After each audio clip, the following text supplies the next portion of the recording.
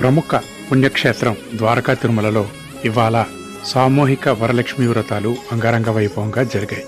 అనంతరం శ్రీ వెంకటేశ్వరునితో కూడిన వ్యూహలక్ష్మిని వరలక్ష్మిగా భావించి ప్రత్యేక పూజలు చేశారు. అనంతరం వారికి ఊరేగింపు భారీగా నిర్వహించారు.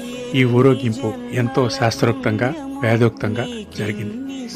ఈ విజువల్స్ను చూడండి, ఎంత అద్భుతంగా జరుగుతుందో.